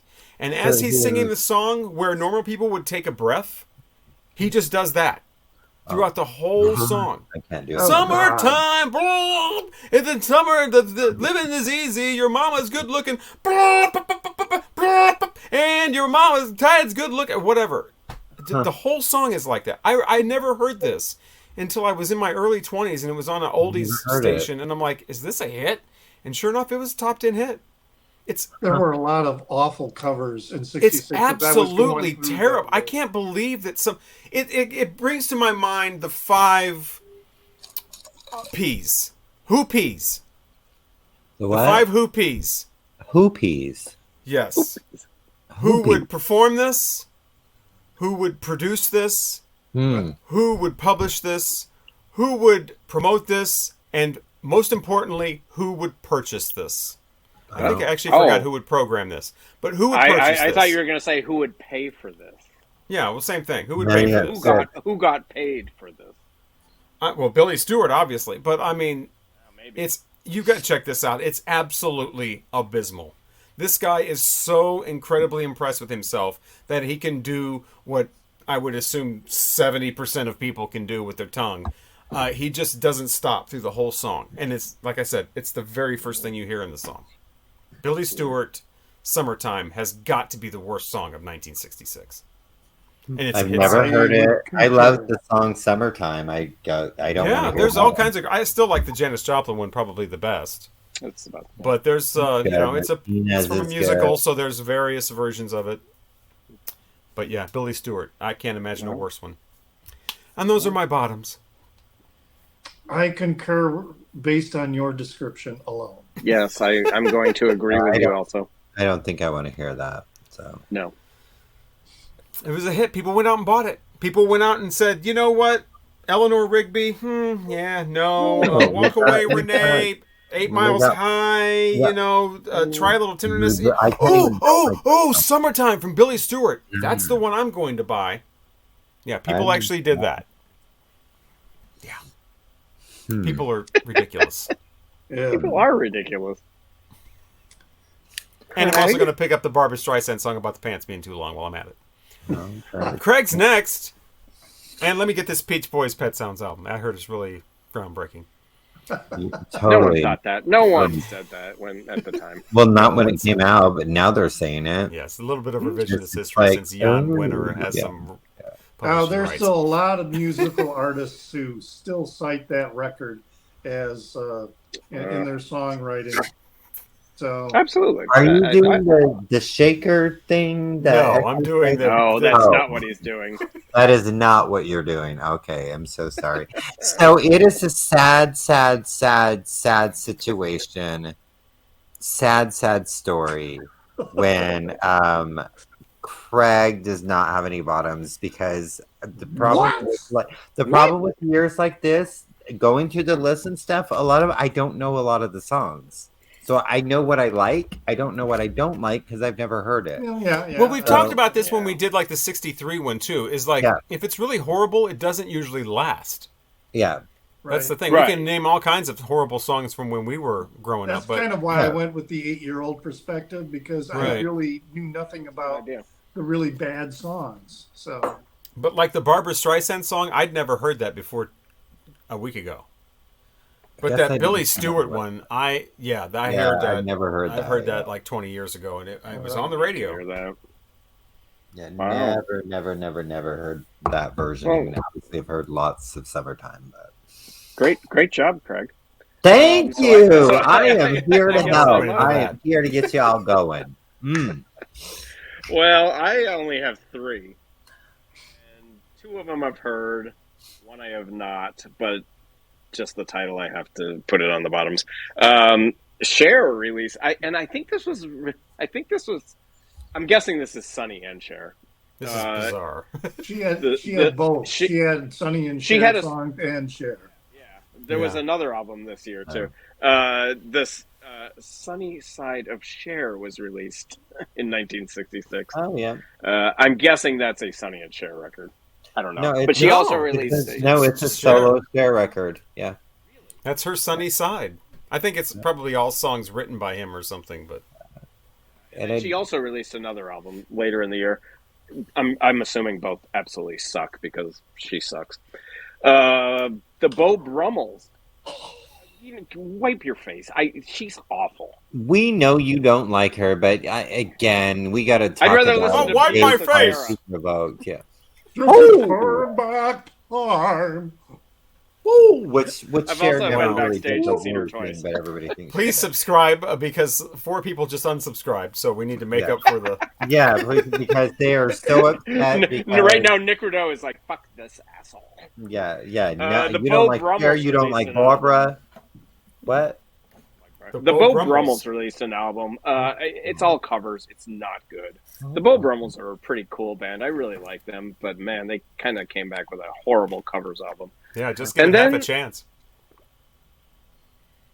And then the Barbarians. Get Billy Joel references because. Anyway, the Barbarians, a band I like, a very good band, but they released an album called "Are You a Boy or Are You a Girl?" I've never heard it, but the title's or a boy named Sue. So that's really all I had for bottoms. I mean, it's hard for me to get down on this year because the tops are so incredible. There were so many good ones. Well, there were so many songs, like Craig was saying, that I don't know, and I'm sure if I listened to them, would be like, "What?" Oh, I'm sure I would. I'm sure I could find a lot that I would hate. All right, and now it's time for our album review. It's the this is the best. What is this? The Bay City Rollers and Garden Party. City Band. Garden Party. Garden City, Bay City, it's all the same. We should review the Bay City Rollers sometime. I'll pick it. Well, you're next, so you can make it happen. I'm still waiting for the Kings of Bukkake, but we're getting close to that. It's getting closer. It's getting closer. It's getting closer. Closer and closer. It's almost Bukkake time. It's almost Bukkake time. Almost there. I'm almost there. Just a mess. And that'll be a shower of music. A mess. Messy. It's. Oh. Yes. First with Rose. Richard is first. I'm last. Okay. Mikey, you're last. City Band, I'm everything. Garden Party. No. Not first. I got you. Okay, do it. What are you looking for, Mike? I was going to pull. Well, Just go. It's fine. Yeah, I'm listening. Do it. I'm listening. Bear with me as I go through this because I went through a lot of transformations listening to this record. Normally, by the first or second listen of a record, I pretty much have my opinion of a record. This one, every time I listened to it, my opinion changed. So my notes are kind of point out how this transformation came about. Okay. So I love the cover. The cover is really beautiful, isn't it? And it really has the cover really in many ways explains the record in a very good way that I didn't realize until I was listening to it for the fourth time today. That's when my final realization came through. What is that, Craig? I said that's a mushroom head. It's a big mushroom head. Now, are those the kind that... Yes. Well, so I think some people can confuse mushroom heads with helmet heads, but anyway, go ahead. Well, they're synonymous in some circles. No, the flouting is missing on the helmet head, but... So, we will plunge now into the... Can I change the record review? All right, so opening with track number 1, Chasing Rainbows. Right from the opening of this record, I loved the pedal steel guitar and the lead guitar. The melody is really bright. There's some great picking going on with the guitar playing. Has kind of an Allman Brothers Southern rock feel to it. The coda at the end of the song is very cool, psychedelic. And the guitar player, he even puts a little stank on the guitar, and I really, really like that. And it did. It kind of felt like a garden party in some respects. Slow Burn, the second track, has a little bit more of a Dead feel, maybe even a little New Riders of the Purple Sage kind of feel to it. Again, the lead guitar, I'm pretty sure he's playing a Gibson. I love that sound. And he is kind of picking like in a Jerry Garcia style, the way Jerry would play. Again, really loving it. Then Garden Song, the third one, the pace slows down. And the vocals takes on kind of this Jesus and Mary chain feel, kind of circa Darklands. A little bit of that kind of whispering and in that. There was even a little Pink Floyd feel to it with this, like from metal, this airiness and ethereal guitar. I loved the accordion in the background at the end. Really, really nice. Porch Boogie comes up then, number 4. It's got a fun beat and rhythm. Made me think about early Feelies. But now the vocals are starting to bug me because they never change. Yeah. He's locked in this range and timbre. And I'm beginning to realize he's singing these songs the same over and over again. The guitar is sore, but the vocals never match the intensity of the other instruments. He is also the guitarist. Just I do like the guitar touch where he goes with the real low notes going da da dum. There's a part in there. I really like that. But I put in my notes here: stop singing like Roger Waters. All right. The keyboard solo was really quite nice, and then the guitar solo at the end I really liked. So all the instruments I'm really, really liking. Saturday's Gone.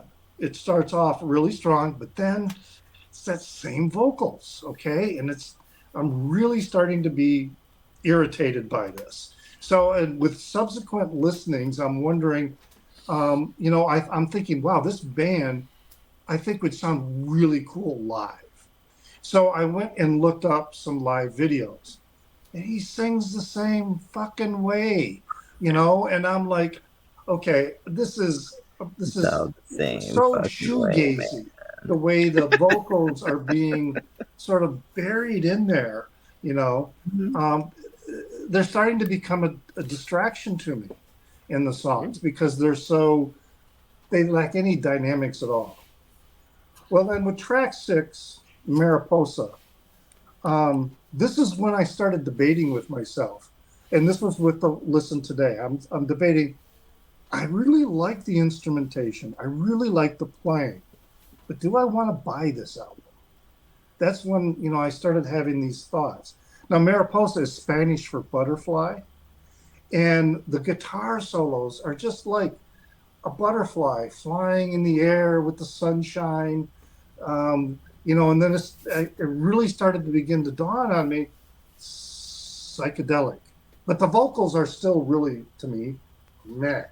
I'm also starting to realize just how subtle the drumming is, how consistent and steady the drumming is. There's nothing flashy about it, nothing, no pounding of the drums or anything like that. It's just really, really steady. The song that made me a convert, I think, is Moonlight Highway.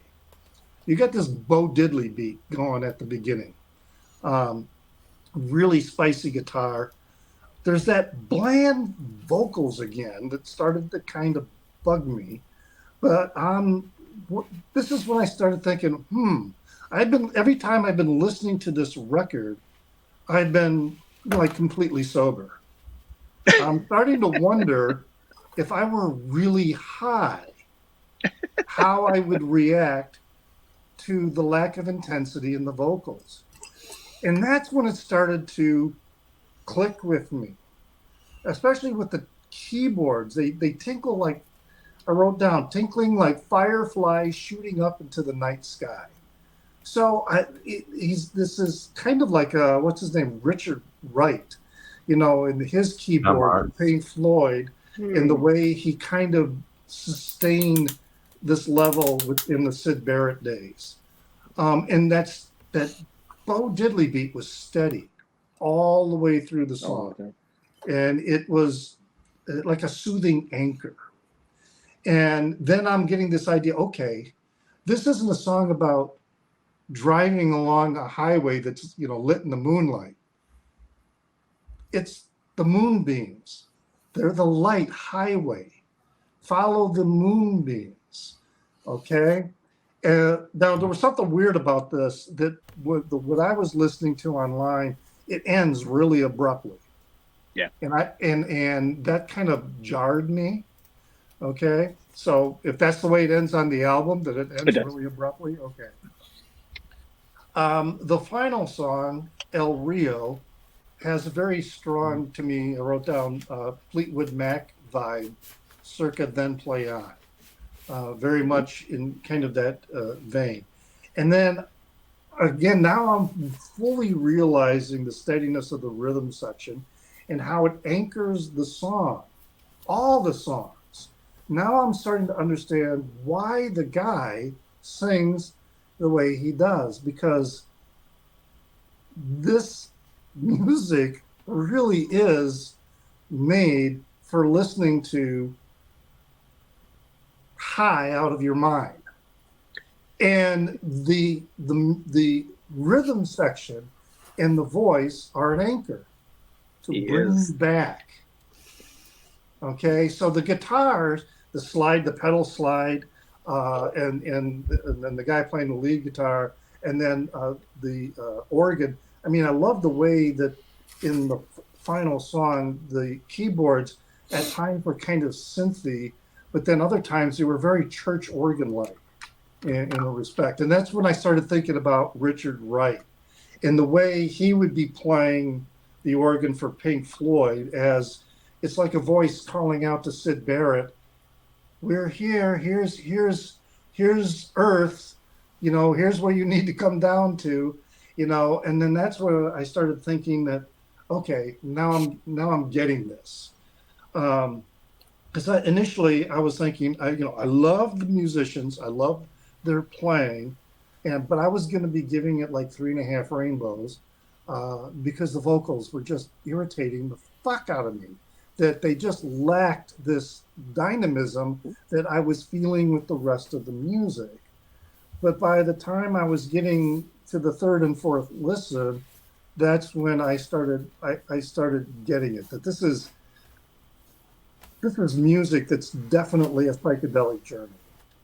And the soothingness of his voice is a way to calm you and let you, hey, enjoy the trip.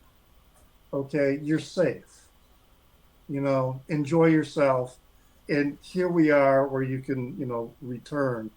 One of the videos I saw, they had a screen in the background that was very much like what Pink Floyd used to do at the UFO Club and other places. They would have that psychedelic lighting going on the screen, like the lava lamp or whatever, that kind of stuff, and they were doing it. So I was trying to get it. It was the message was, hey, relax, take it easy, enjoy the ride. No need to worry, because we'll deliver you home. So after that, now I'm giving it 4.5 rainbows. Oh. Took me a while to come around. So I listened to it 3 times. I think it's definitely better to listen to driving. I think it's a driving sunshine kind of thing. And I don't think it's it is. Yeah, it's you don't necessarily need to be high out of your. You don't want to be high out of your mind when you're driving, but it's a driving thing, and it's a little bit front loaded. I think the best songs are at the beginning. The first song is the best song. Really? The second song is the second best song. I wasn't a fan of the last song at all, really, with the noodling, the guitar noodling. It definitely sounded more and more. The first couple of songs sounded like a little bit of Grateful Dead, like Richard said, with some new Riders of the Purple Sage thrown in. I thought there was a little bit of a Brewer and Shipley vibe going on, with maybe some Letterman thrown in on the vocals, because they were just so completely just soothing and whatever. But it got more and more Grateful Dead alone as it went on, and the last song sounded like just a full-on Grateful Dead song, and not the kind that I like, the kind where they start noodling around, where it's just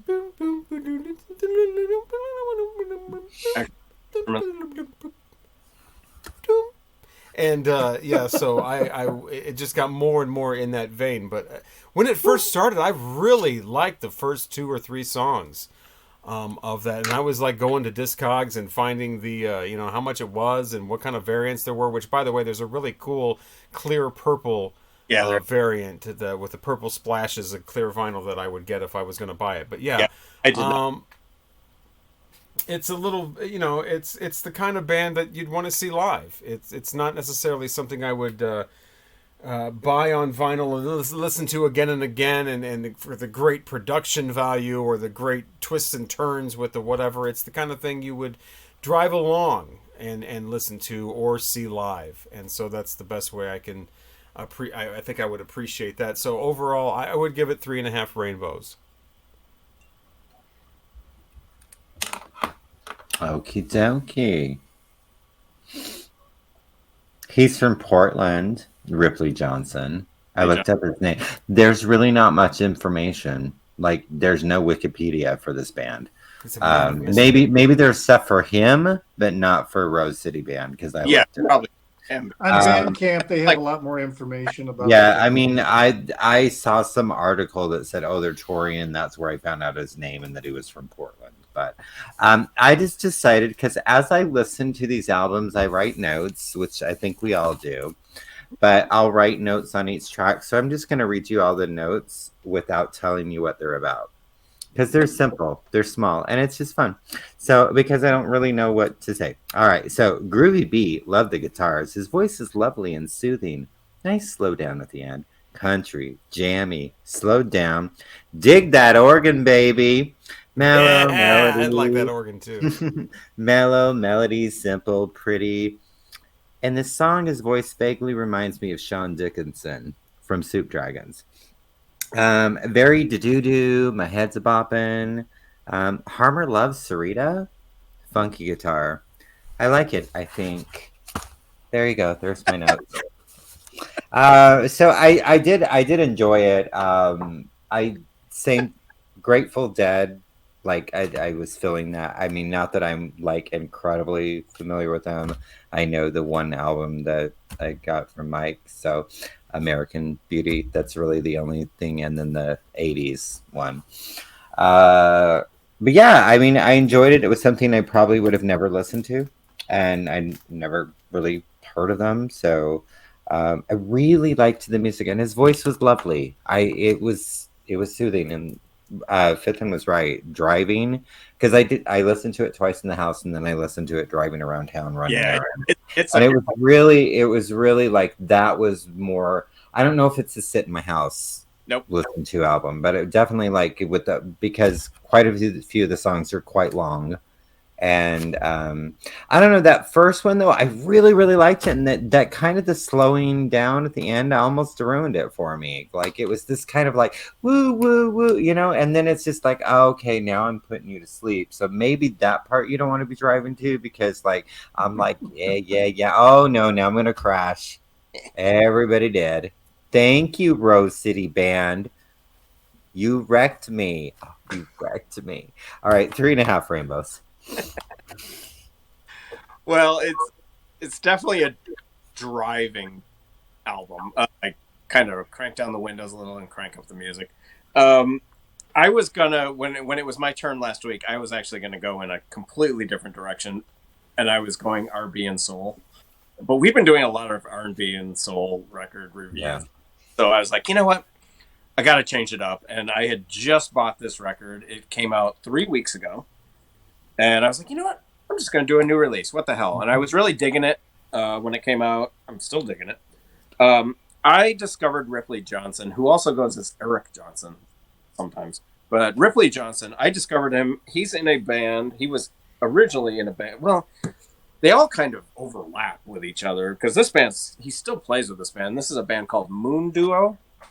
I have every one of their records. This is their best. I think this is their most complete musically. This is Occult Architecture, Volume 1. There's also a Volume 2 that came out on the exact same day. I prefer 1 over 2. I discovered them. This was him and his partner at the time, I believe. Kind of psychedelic, electronic. The vocals that Richard was talking about kind of just... Richard described his vocals perfectly. They're actually part of the rhythm section. And especially in bands like Moon Duo. I love this band. I saw this band at the New Bohemian Cemetery in Chicago.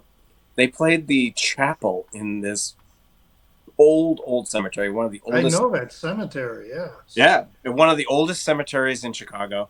They played in the chapel there, and we all went into the chapel, and it was all like psychedelic lights and the lava lamp lights and stuff. Wow. The Moon Duo, and it was great. And Moon Duo is very psychedelic, very early Pink Floyd, very electronic.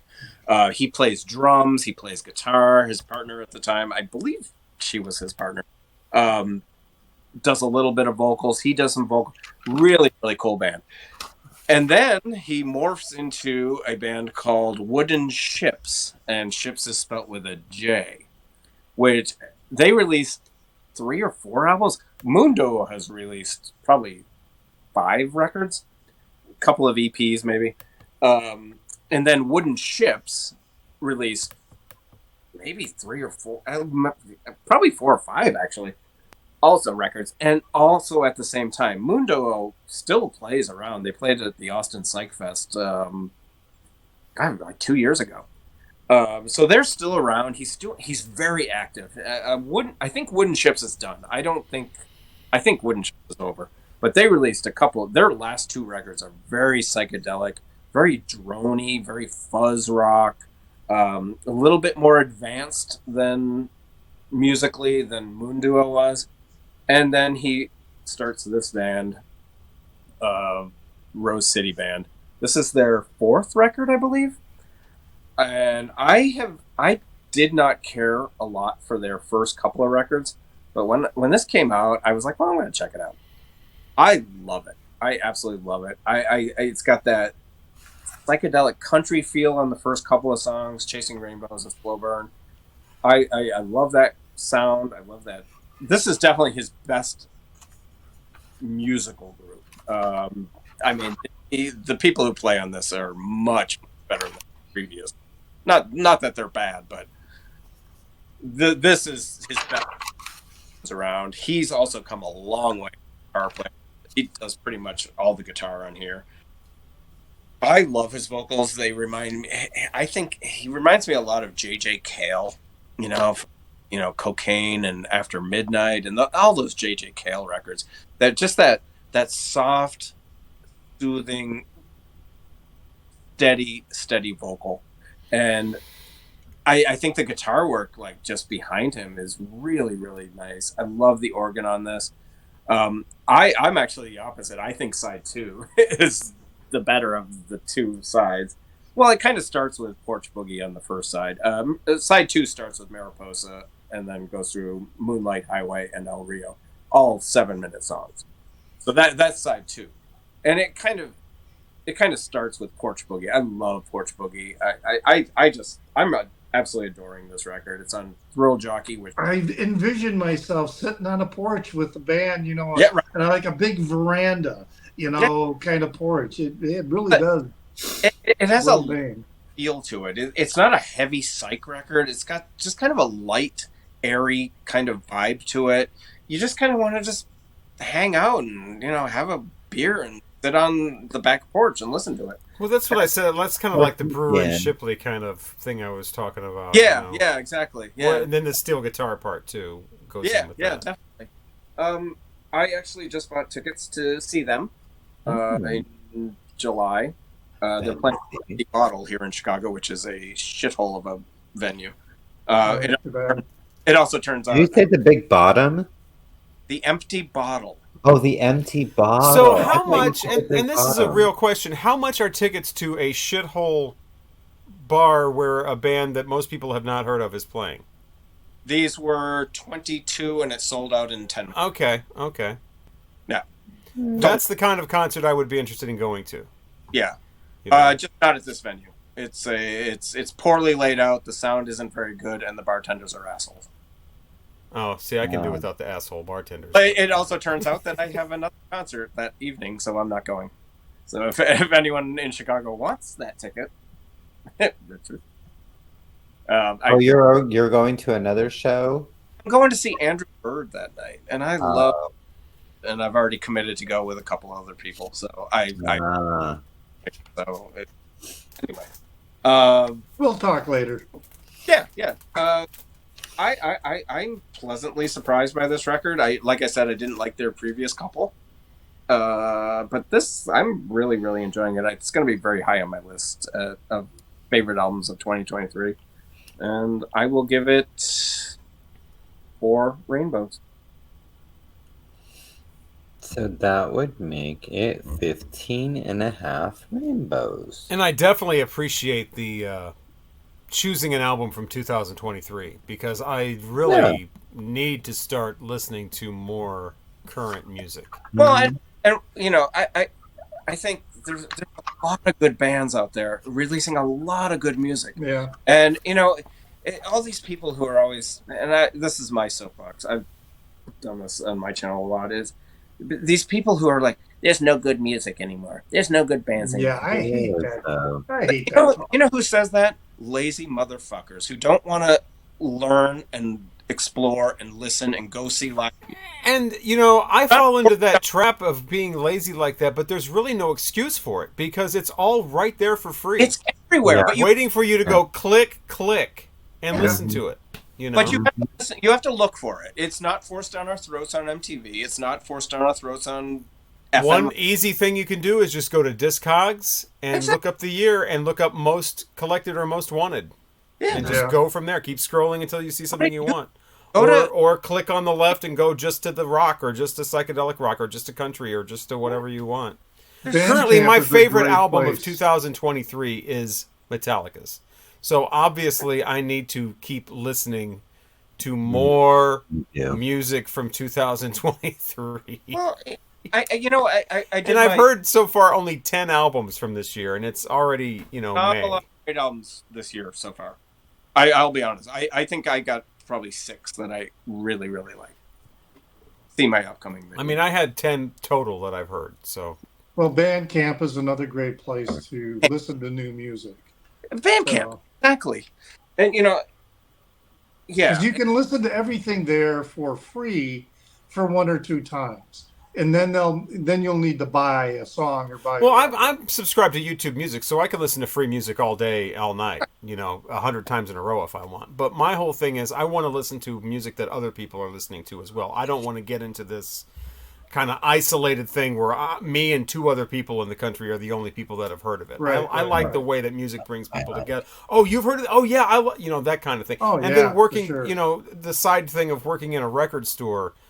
I really need to start getting, because people will come in and talk about these bands, and oh no, I don't want to be that person, and I don't want to be that old person like you were talking about earlier. That's like, there's nothing new good, and there's nothing since Van Halen. Oh boy! Well, I don't want to do that. A lot since Van Halen, right? Year. Well, I was talking about the one with Gary Sharon. Last year, my 2 favorite albums of the year. Number 1 was Spoon. Lucifer on the Sofa. Yeah, that wasn't very good. And number 2 was Eels, Extreme Witchcraft. And I had so many comments in the comment section of that video that said, "Oh, I've never heard of Spoon. Spoon? Eels? What? These are 2 bands that have been around for 30 since years. 1912. Yeah, Eels I was playing on the radio in 40 Springfield. So, yeah, I was playing them in the 90s. But I had no idea that they were still a thing. I thought they probably stopped making music in like 2000 or something. Yeah. And that's entirely my own fault. And I started this last year with the asking people what their favorite albums were, and then doing that video where I ranked everybody's favorite albums. It's a great video. I just need to keep doing that. Yeah. I mean, I had to listen to a bunch of stuff I really don't care for, but I never would have heard the Viagra Boys or things that I really enjoyed if I hadn't have done that. So you do have to perfect example. Put in the work and listen to a bunch of stuff you may not like to find that jewel in the rough or diamond in the rough or whatever. Yeah. Right. Well, absolutely. There's so much great music out there, and that's also why I make videos. That's why I watch videos. That's why I'm doing this, because my friends don't want to hear about this shit. So right. Yeah, mine. Yeah, no. Yeah. Oh, I tell my friends about Viagra Boys all the time, and they look at me like, "What?" Yeah, they want to talk about their kids and shit like that. No. So no, and that's why I picked it. And next week, or my next pick, I'm going back to R&B. So I have already got my next 2 records picked. Oh, and they're good. So what are we listening to next? Richard has the answer to that. Yes. So not quite as contemporary, but it's still a 21st century album. And there was a couple that I was thinking about that I would show, and I was listening to them today, and then I realized, okay, this is definitely the one. And it's this one here, Johnny Flynn, Alarum. I wanted Bukkake. Yeah, where's the Bukkake? What the hell is it? Johnny Flynn. Johnny Flynn, Alarum. So Johnny Flynn Alarum, which means alert. Oh. It's actually a reference to what's happening off stage. Oh. Alerting you to what's happening off stage. Is the album we'll be reviewing next week. We'll also be reviewing the tops and bottoms of 1993. Where will In Utero fall on that list? That was 1993. So was Siamese Dream. Albums I don't think I've ever heard all the way through. I think I've heard. Well, I used to listen to it all the way through when it was new. But yeah, that's next week on the Vinyl Community Guncles. Be sure not to miss that. Now, come on. That's right. Don't miss it. Or be square. Yeah, click play and watch it all happen. Unfold as we do our tops and bottoms. Thank you so much for joining us this time, though, for 1966 and the that was fun. The City Rose Boys City Band. The Rose. The Quad City Rose City JJ. What? The Rosebud DJs. That's why they're always standing behind the booth. I'm Robert Fithen, along with... Oh, Richard Kalpenwazoo. What's my name? I don't know. Snoop Dogg. Snoop Dogg plethora. Gin Boy. What's my motherfucking name? Craig. Yeah. Mike from Hubtunes. Thank you so much for watching. Please join us again next week. Same YouTube channel, same time. Hopefully you'll see us then. We won't see you, but hopefully you'll see us. You. Yeah. Thank you so much. Please consider leaving a comment.